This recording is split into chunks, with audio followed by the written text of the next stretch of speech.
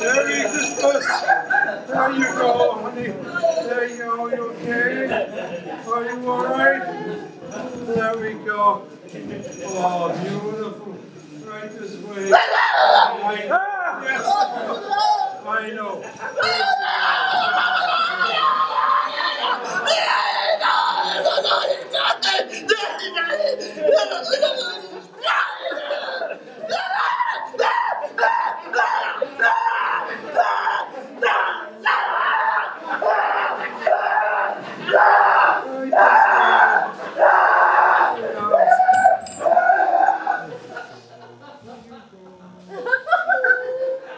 Hello, how are you? Nice to see you. There we go.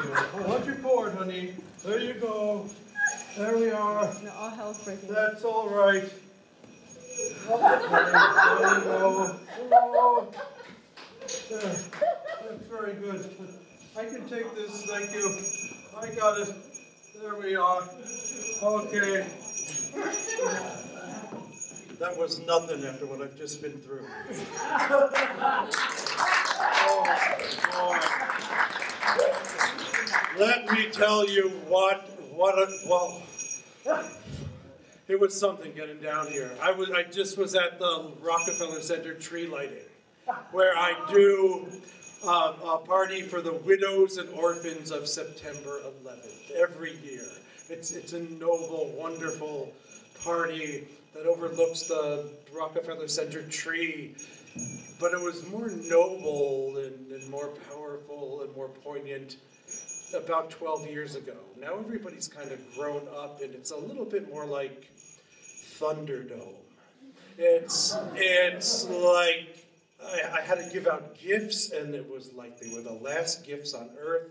It became like Hunger Games. It was insanity. Anyway, I'm Santa Claus, and it's nice to be here. Thank you so much for inviting me down. Any questions? So feel free. I left you something under the tree. Oh, that's awesome. What is that? Oh, honey, we'll do that later. Yes. Yes. What is Santa without a little snow? Let me turn this off. So. Yes, hi, how are you? Were you a good boy? Okay, then ask the fucking question. Do you enjoy doing what you do? I love doing what I do. Well, I've been a Santa Claus in New York, in and around New York City for about 35 years now. And do you remember that little Rankin Bass? Yeah. The Christmas, the Rudolph the Red-Nosed Reindeer, and that Santa Claus, that little puppet. I couldn't stand him as a kid.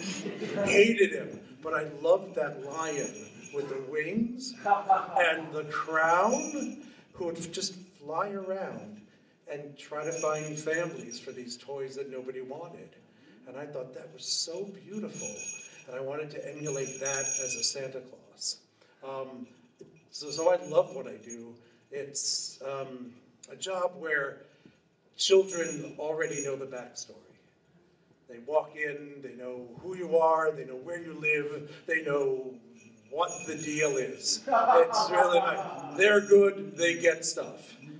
Reindeer, Mrs. Claus, elves, they know everything. So you don't really have to worry about convincing the child of who you are. You just have to talk to them and listen to them and answer their questions. So it's really kind of a great thing to do if you don't talk down to children, which so many people do when they play Santa.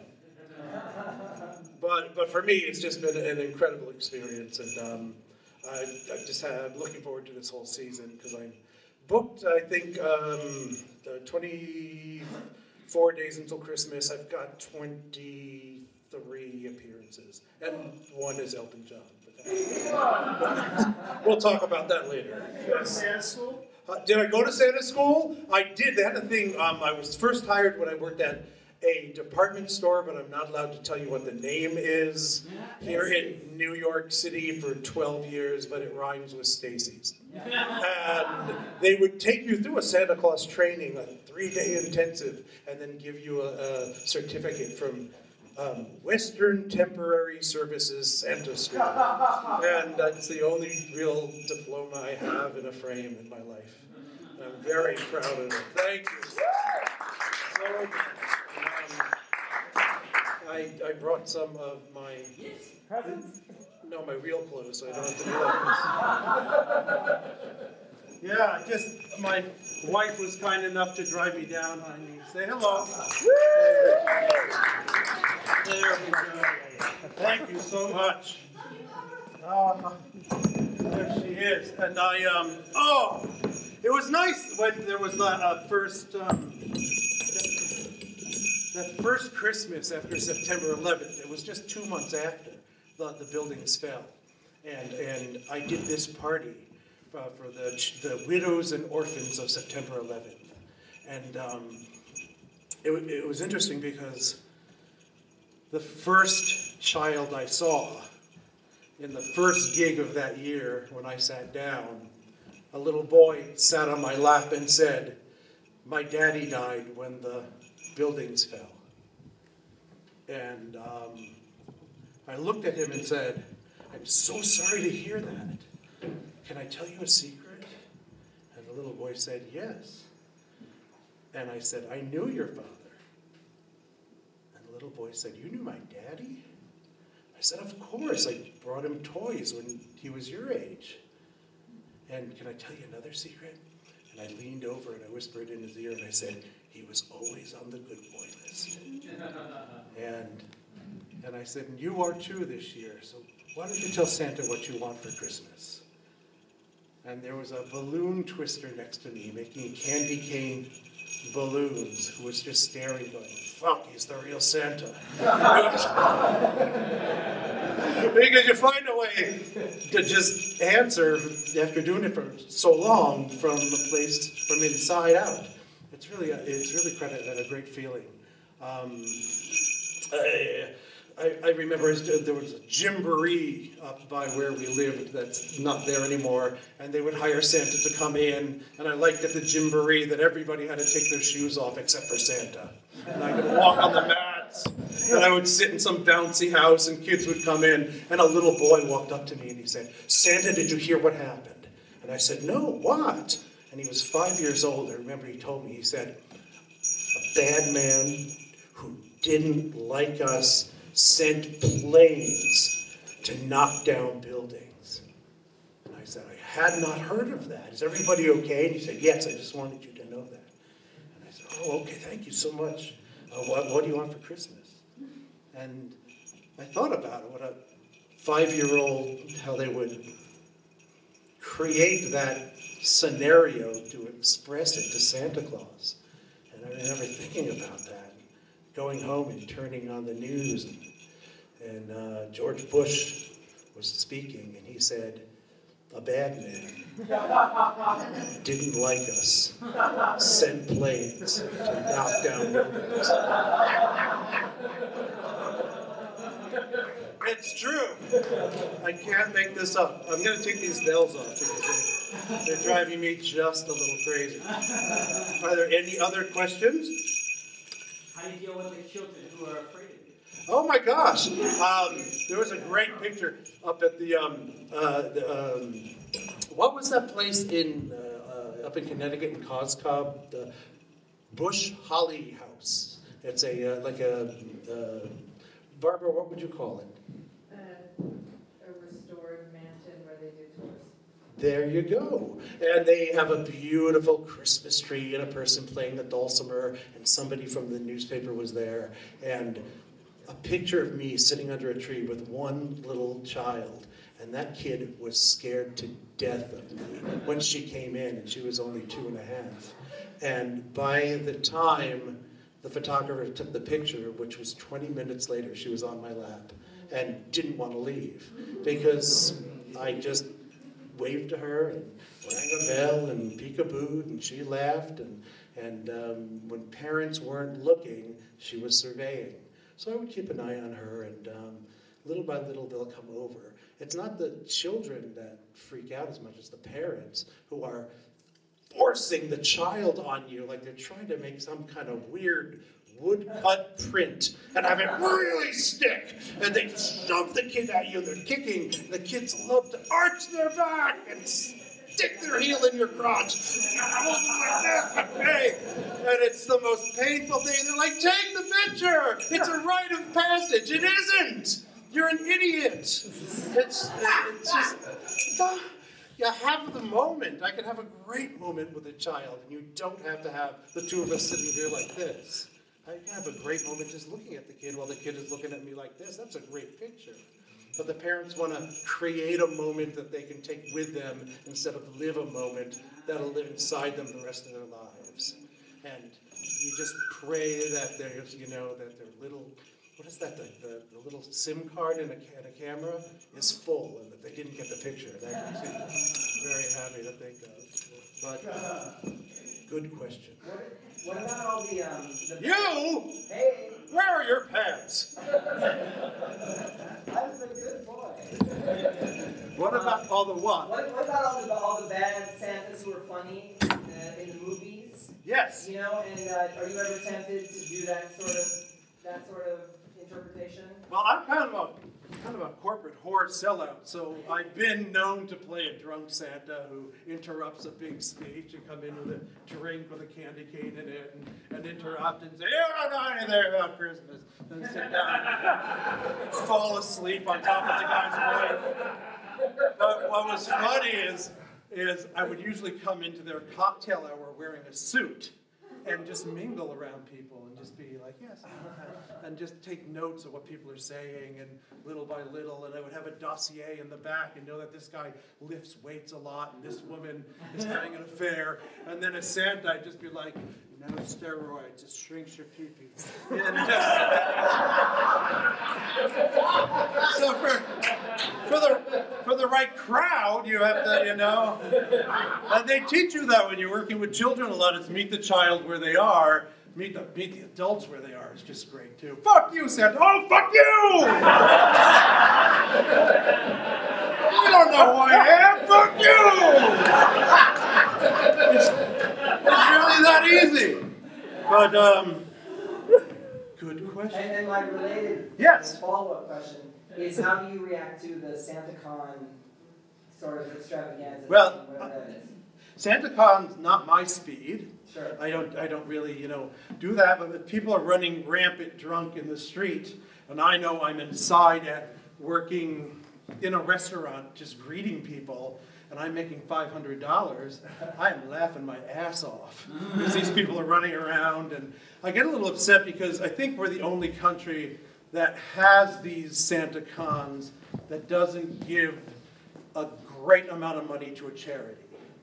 They do it in Spain, and they do it in England, and here it's like 6% of something. And, do what you want, and dress like you want, and have your day. It just makes me look better walking down the street. Because there's been families walking by, seeing all these drunk, fake Santas, and then I'm walking to work, and they're like, "It's Santa! Oh, thank God!" And it's a wonderful moment, so that works out good. These gloves, it's funny, look how, one gig, and look at that. That's horrible, but I have a bunch of them because I do a gig on Park Avenue, and there's a doorman, and he just gives me gloves every year. So these are doorman gloves from Park Avenue, and because he saw that they were a little small on my hand, so he got me ones that fit. I will not want for gloves. This suit actually is not my normal suit. My normal suit is being cleaned, and they do this thing where they take the fur off, and they dry clean the red, and then they sew the fur back on. This suit, which is wild because it's actually from the 1940s, was found in a friend's attic, was worn once a year for her dad would put it on, and I love that it's a real patent leather belt. with the shittiest buckle in the world. But it's this great patent leather belt, and it was just sitting up in her dad's attic, and her dad passed away. And so I bought it from her, and I put it on, and it just fit. And I love the idea that it's all real fur. And I just love that one day somebody's going to throw blood on it, I know. Like, hey, damn you, Santa! But until then, I just know I'm wearing some animal that died in the 40s. And, but the suit that I normally wear is, it was wild. I stole a suit from Stacy's. Thank you! Yeah. And I destroyed the hell out of this suit. And it was time for me to get a new one as my body changed. And I remember this great costume designer who lives upstate in New Paltz. And I called her up, and her name is Aletta Vett, and her son does some of the puppets there for Lion King. And I think I need another chair.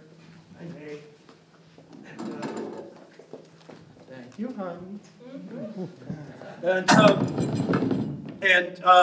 So I drive up to New Paltz and I say, Aletta, would you like to design a Santa suit for me? And she says, sure, Glenn. And she takes this book and places it in my lap. And she said, I open it up, and it's 30 years of pictures of Santa Claus she's torn out of magazines and newspapers. And it was every version of a Santa you could imagine. And as I'm going through it, she comes out of the kitchen with a pint glass full of Myers rum and grapefruit juice. And she said, I'm having a cocktail. Would you like one? And I was like, no. No, that's okay. And then she put it down. And she got out this grand sketch pad. And she took out a pencil. And she closed her eyes. And she said, talk like Santa Claus. Baby. So I did. And I said, I'm Santa. It's really good to see you. And she started sketching with her eyes closed. Swear to Jesus. On the cross. Sketching, and then when I was done and she was done, she turned it around and said, this is how I see you as Santa. And she built this long, incredible suit that you're not seeing right now because it's being cleaned. Incredible suit. And then she had a stroke. So it's the last costume she ever made. Wait, right after she drew that drawing? She drew it, she sew it, she died. No. She waited till the job was done, and then she had a stroke. But this one has some kind of a thing on the inside, which is, where is it from? Adele's of Hollywood. So an Adele costume. Adele is still alive today. Believe it or not. It's crazy. We have Adele's costume with this huge hat, and my wife and I got off the internet, and they're like Muppets, so that makes me happy. And they're just silly boots, and I go through about, I don't know, a pair of these every 2-3 years. But old Santa boots are really good new Frankenstein boots, so they get handed down. And then the Frankenstein boots become pirate boots, and it's a whole thing. And that's how we pay the rent. But these are just these fake fur things like that. And so I had this made for me from that the guy who was working at Lion King, and he said, well, we know the wig maker from Lion King, Jack Curtin, and he can make you a wig and a beard. So this was made hair by hair, and it only fits me, which is really cool. And it gives me this stuff to put on so I can soften it, and he hates that I just pull it off like this. He hates that. But he's home with his husband, so fuck him. So we just kind of put that in here. It's like Pinhead from the movies. Anyway, so I get to go home and soak this for tomorrow's gig. What is tomorrow's gig? It is, Barbara, what's tomorrow's gig? Okay. Oh, no, Battery Park City Park. I light the tree down there tomorrow. That is like, remember the footage like in Biafra where they would drive up the aid workers and they would like start handing out food rations and all these hands were out like this? That's what it's like when I show up down there, because they have me on this gator, like I'm riding it, and I'm like, hello! I heard some candy canes! And it's like, oh, it's incredible. And then he made this beard for me, which I glue on and I put tape on at the same time. There. He made this great wig, which is fun because it has a hairline. And then I can do Billy Connolly during the evening. Just that. Wow.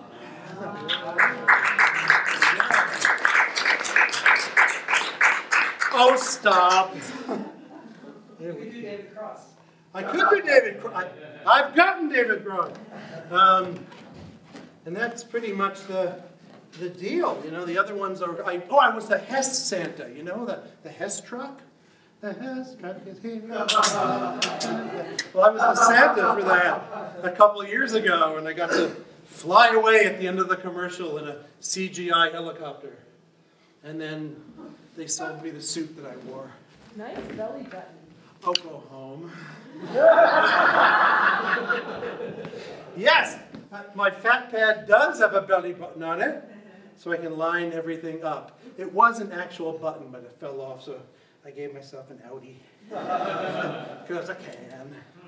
And yeah, this is the only time I put the Christ in Christmas, because they put this racing strap in. Christ! There we go. Okay. And what's funny is, in reality, the left side of my chest is smaller than the right side of my chest, but the padding evens it out. So I'm a symmetrical Santa. There we go. Yeah.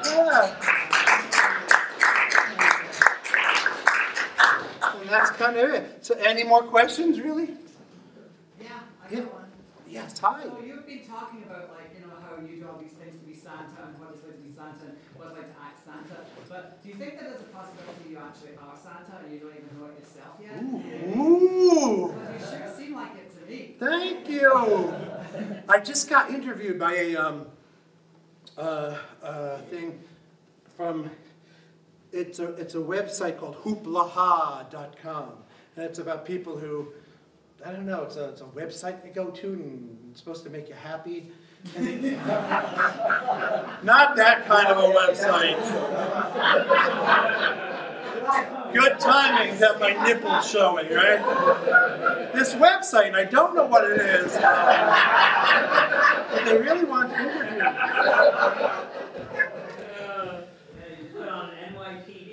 Yeah!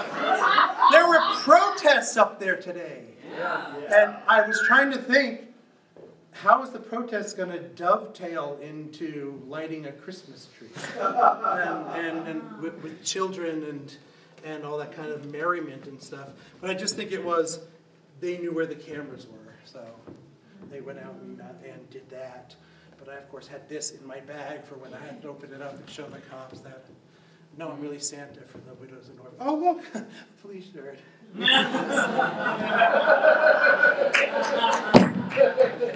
Yeah, like any of this is accidental. So, yeah, they did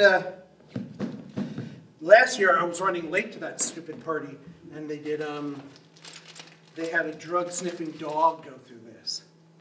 Because the crowds are so dense up there in Rockefeller Center. It's just crazy.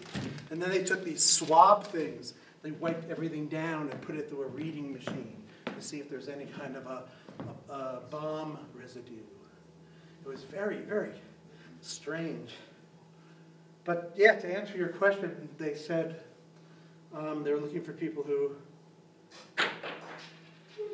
you don't have to tip, really. They were looking for people who, and for me it was being Santa 365 days a year, because that's something I try to do, even when I'm not this. I'm this, which is a little scary if I'm walking up to you and holding a door open for you.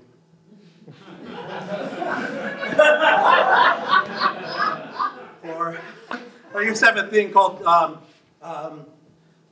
I'm so sorry, I don't even know how much time I have. We do have one more act. Really? Yeah. Is it any good? We'll see. Oh, okay. So I would take all the change we had lying around, and I would just go out and give it to homeless people as I found them. I would open doors for people, and for that one day, I felt like I was getting away with being Santa without having to put the beard on. So that was kind of fun. So maybe, I don't know. So you are Santa. Wouldn't that be cool? But I always thought all of his wives keep dying, and he just keeps living. That's a little, I didn't mean that for you. But that's just kind of a little creepy. So, okay, one last question, and then I'm out of here. But it has to be from somebody from Jetchi. You joining Jetchi? Who's running this? Yes, you really are. What was that? What's the strangest gift request you ever received? The strangest gift request I ever received? I used to have a store-bought beard in my stolen Stacy's costume, and it was very cumbersome, and it was hard. It was hard to talk, and the people who could afford me were really rich, and they loved to have pictures of Santa sitting by a fireplace. Oh. And they plop you down in front of a fireplace, and you just start to sweat. I don't know if any of you know me personally, but and Barbara went and got me a thing of straws, and I would take one and just slide it up my sleeve, because inevitably somebody would see that I'm dying by a fireplace and offer me something to drink, but I couldn't drink it because of the beard configuration, but I could take the straw out and drink. So I'm sitting there and I'm doing somebody's party, and this little boy comes and sits on my lap, and I say, "Hey, have you been good?" He said, "Yes, Santa." And I said, "What do you want for Christmas this year?" And the little boy looked at me and he said, "A straw." So I went, "Here you go." And the kid said thank you and walked away, and the mother was like,